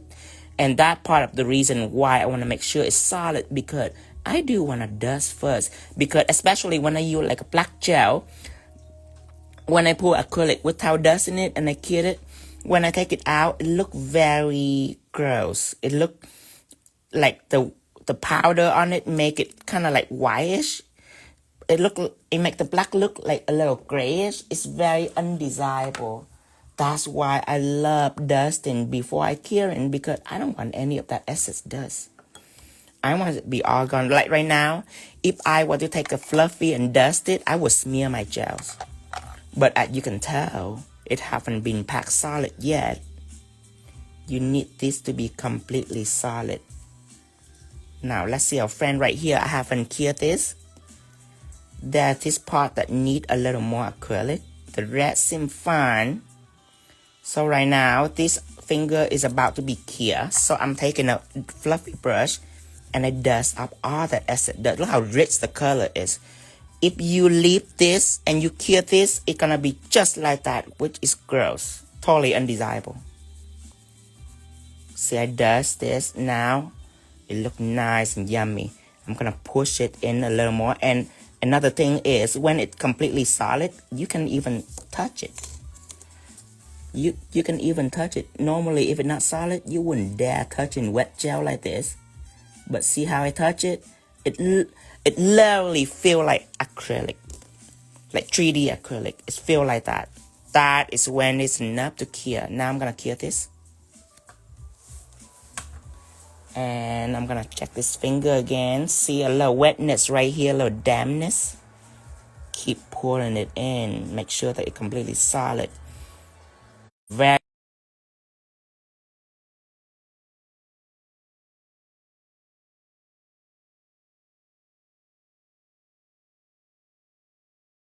if you acrylic powder and monomer and you making a 3D flower, it'll be like that. It'll be so solid and it'll be so sexy when all this excess dirt is gone.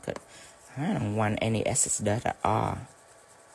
Okay, so I'm not gonna cure this now. I'm decided to pour on the acrylic and let it rest. I let all the finger rest. Okay, now this one already done curing. Take it out. Give it one final dusting. Look how rich. Nice and rich in colors.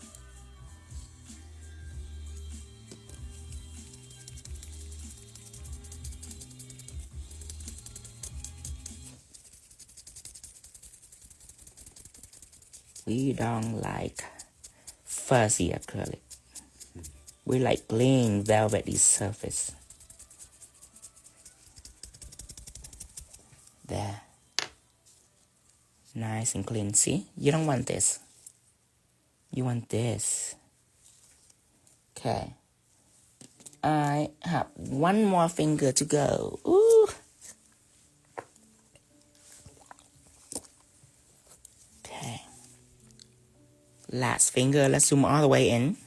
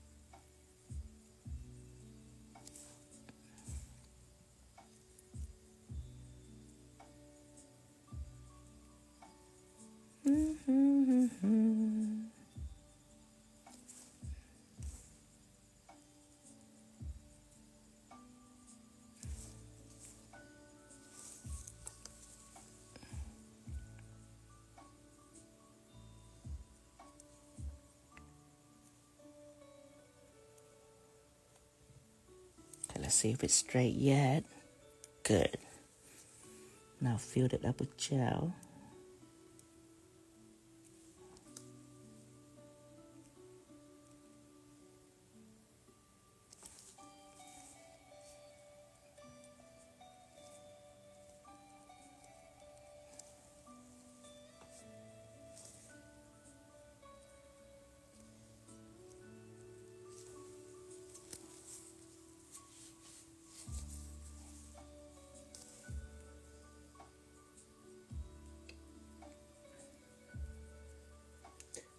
One more question. With white sweater now, what process do you need to take for it to not get dirty? For your client to not get it dirty, they have to keep scrubbing it often. If they eat Cheeto, it's gonna stand it. Why? It's for high maintenance client. That's not your fault. That's their fault.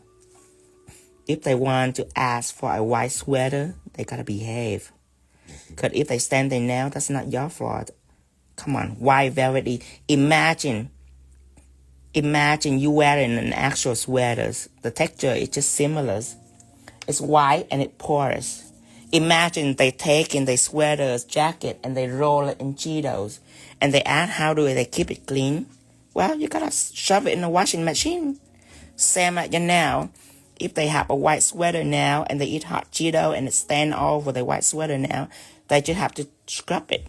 And with this design right here, yes, you can take a manicure brush and you can scrub it because it's solid.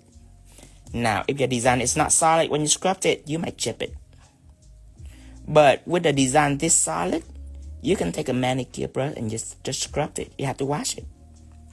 So no prevention from it staining the porousness on the surface. You just have to wash it every night. Brush underneath and brush it on top. Make sure every stain go away. Don't let it marinate overnight. How about hairdresser client? That even worse. Hairdresser client would not be suitable for this design because when they color the hair, it's going to stain permanently. And not just on white sweater now, on everything. On everything they do. If they have natural nail, their natural nail will be stained. If they have a nice polish on their toe, and then they dip they use their feet to do people's hair, it's gonna stain their little feet. Hair color will stain everything that it touch. Hear this? Your hairdresser wouldn't be very ideal for a portrait design. They'd be a good candidate for shiny design.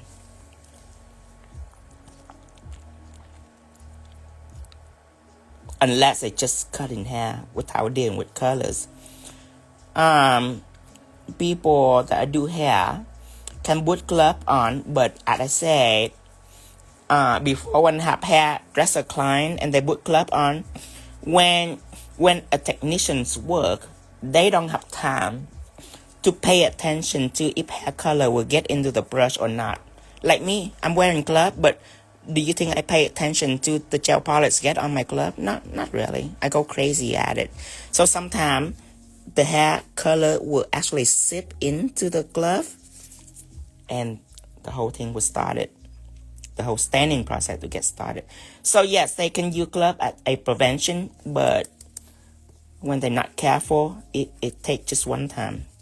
That would be it. When lady work in hair salon, it's a hustle bustle environment.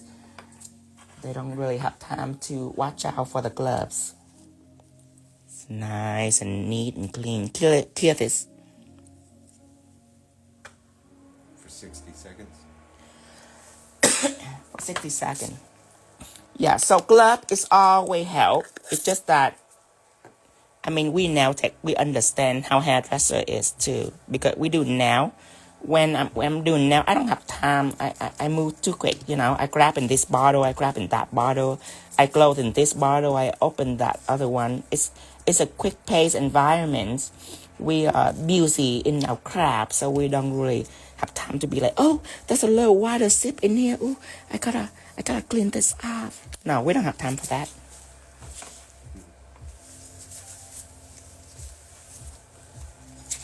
Okay. Now, let's see what we have here.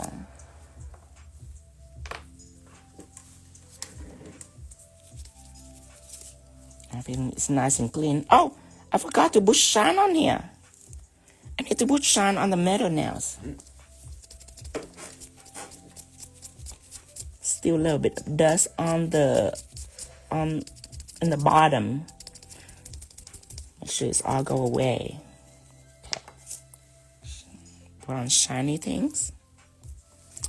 Oh, thank you, Mammy. Thank you. Mammy said she loved Tina. Okay. Remember, don't put a lot of top coat. Just a light touch. Because you're not encapsulating this. You're just shining this. All the way down.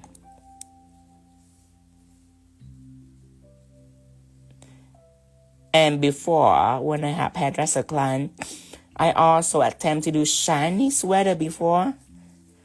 I don't like it.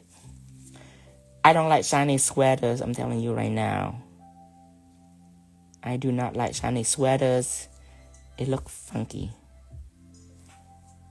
It look like something that belonged to the future many, many years later when I die. When I'm no longer on this earth, hear this, then they can have shiny sweaters. Yeah. It's belong to the far future that I would not see. Hear this?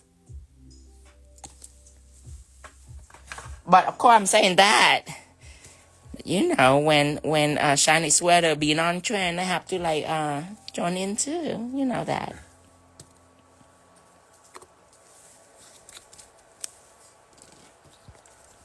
Just like what I say with the silver. I swear I hate silver so much until that silver set that I did go viral, and it's the biggest viral I ever experienced too. I still hate silver though.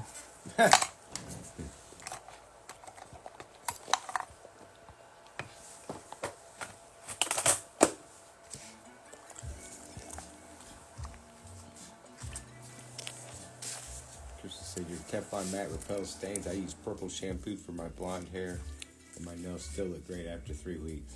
Mm-hmm.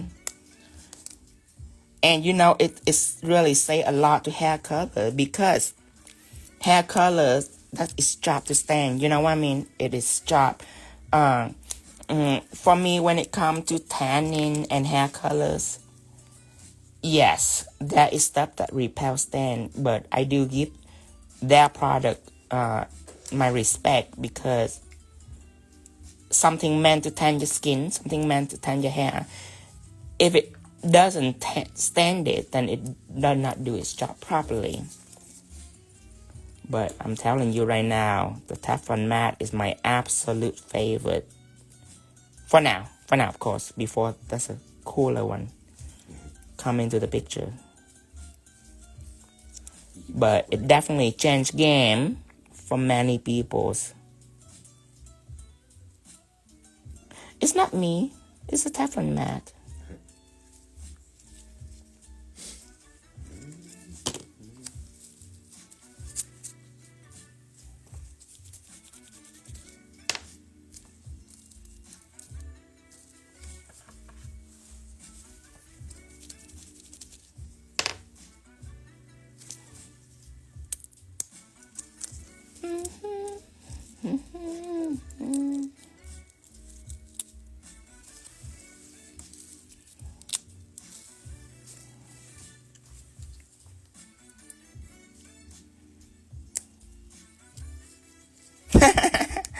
Medicare say you just need to come out with something that exterminate all that mess.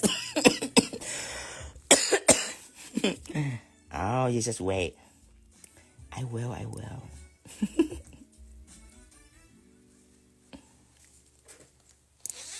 got all these glue dot in the back right here.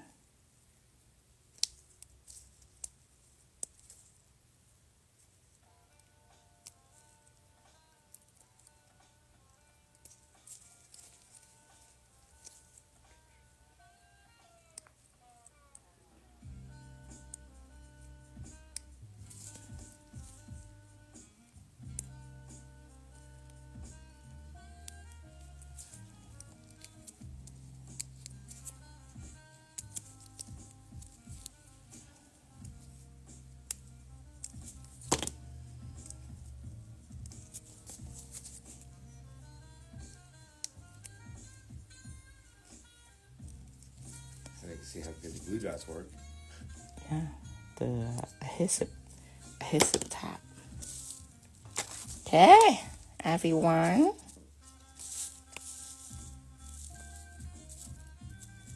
This is a design for today. I have no idea where I'm gonna put crystal. Maybe this set doesn't need crystals.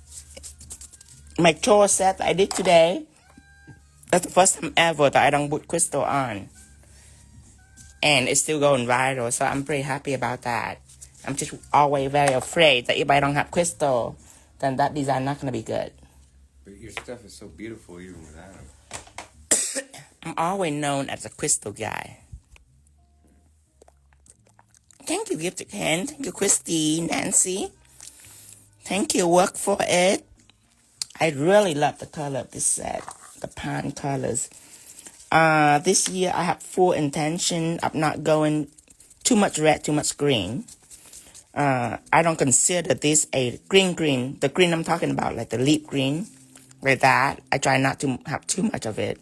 I try to have unique color like pine and blue and pink, and purple, stuff like that.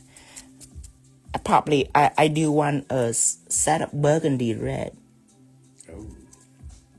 Like a deep blood red. I want to set up that too. Get all that dust out. Okay.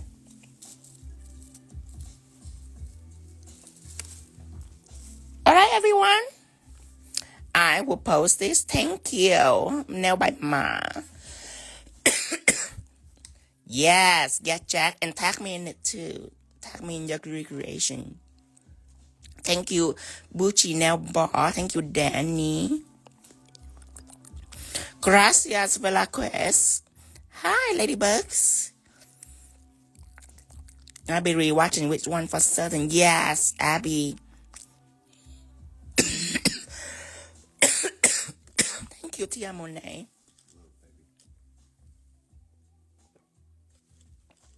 Okay. Thank you, Linz. Oh, I gotta sing happy birthday to Linz. Are we ready? Oh boy. Are we ready to sing happy birthday to Linz? All right, Linz. Are you ready? Okay. You wanna sing with me? No. Okay. Happy birthday to you. Happy birthday to you. Happy birthday, dear Linz. I hate that her name is just one word. You know what I mean? It's not like Michelle or... Say Lindsay. Happy birthday, dear Lindsay. Happy birthday to you. And many more. You see, I often never sing to people when I'm like sicky. You know what I mean? So that's a lot. I definitely went out my way. All the way out my way. So you should be happy with that. Congratulations on your birthday. I'm glad that it's happened to you. I hope it happened to you again next year. I don't really celebrate birthdays, so I don't really know what to say to people that have birthdays. Just congratulations. That's it. I'm very glad that it's happened to you this year. I hope it happened again. Right. All right, everybody. So I'm gonna be up here, and definitely will repost this very quickly. And tomorrow I have another live. Tomorrow is Friday, have another live. Saturday, have another live. Sunday, have another live. Monday, have another live. Tuesday, have another live. I will have another live until all 11 design is done. Here. Oh, look at this. How cute. All right. Bye-bye, everyone. I will see you later. And I will repost it immediately. And I will see you tomorrow. Same time, 5:30. Bye-bye, everyone. Thank you for joining me.